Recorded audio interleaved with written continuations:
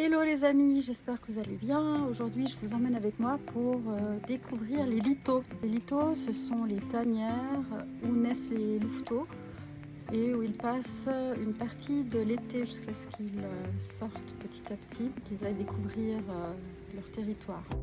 Je vais vous parler aussi des points de rencontre. Les points de rencontre sont des endroits où les loups adultes laissent les louveteaux pendant qu'ils partent chasser. Et ils peuvent laisser les louveteaux avec une grande sœur. Et donc ils laissent les louveteaux sur ces lieux de rencontre et ils les retrouvent à ces endroits-là. Les adultes éloignent les petits d'autres adultes pour éviter qu'il y ait des jeux trop brusques et que les louveteaux se cassent une patte ou se blessent. Et ce sont des endroits où il y a énormément de marquages. Et je vous emmène tout de suite sur un lieu de rendez-vous.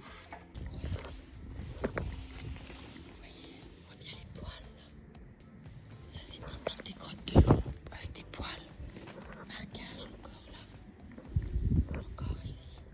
Voilà. En revanche, ils font pas leur grotte autour de la tanière, ils les font plus loin pour marquer le territoire, mais ils sont propres autour de la tanière. Les tanières sont à des endroits où il y a un échappatoire. Généralement, ils ne sont pas dans des endroits où les loups seraient acculés si un ennemi venait se présenter. Les lithos, donc les tanières, se trouvent généralement à proximité d'un point d'eau, toujours orienté plein sud, en tout cas selon mes expériences. J'ai remarqué que les loups ne chassaient pas à proximité de la tanière, mais ils partent un peu plus loin. En revanche, ils ont une très très jolie vue. Ils choisissent toujours les plus beaux endroits pour établir leur litho. Et c'est-à-dire qu'ils ont la vue sur un vallon, sur une clairière, sur toute une vallée parfois. Mais de l'extérieur, on ne les voit pas. C'est-à-dire qu'il y a souvent des arbustes qui cachent l'entrée des lithos. En fait, je vous donne beaucoup d'informations, mais ce n'est pas aussi simple que ça de les trouver. Moi, il m'a fallu des centaines et des centaines d'heures, je n'exagère pas, de jours, de nuits, par neige, par vent, par pluie, l'été, l'hiver, par toutes les saisons. Il y a quelque chose qui me fascine, c'est qu'à la fois ils sont dans des endroits très très retirés, difficiles d'accès. En fait, ils choisissent les endroits les plus beaux. Quand vous regardez une vallée ou des montagnes ou une région, eh bien, imaginez que vous allez choisir, vous, l'endroit au sud le plus beau, avec la plus belle terrasse, une jolie vue et de l'eau pas très loin et beaucoup de gibier dans les alentours. Voilà.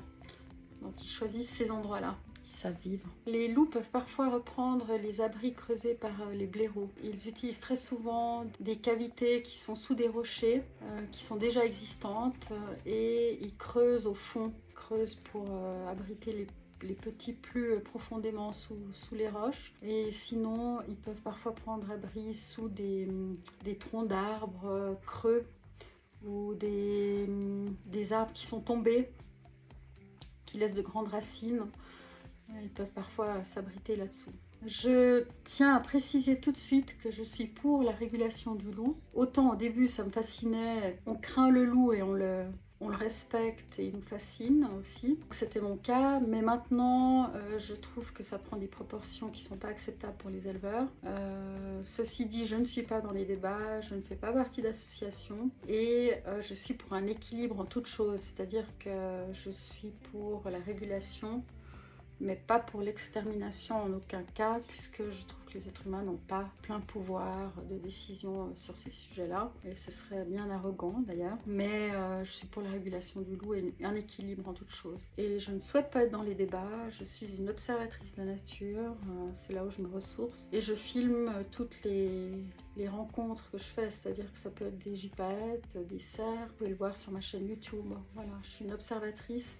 J'essaye aussi de ne pas déranger. Je ne vais jamais proche des lithos quand il y a des petits.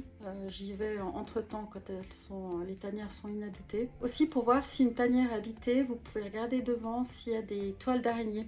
Comment dire, pas de toiles d'araignée. S'il y a des toiles d'araignée, vous pouvez estimer qu'elle n'a pas été habitée cette saison en tout cas. Les loups peuvent réutiliser les mêmes tanières d'année en année ou s'ils sont dérangés, partir plus loin. De même qu'après la mise bas, s'ils sont dérangés, si la mère est dérangée, elle peut prendre ses louveteaux et aller s'installer dans une autre tanière un peu plus loin. J'espère que cette vidéo vous a plu et je vous retrouve dans 2 semaines. Bon après-midi, bye!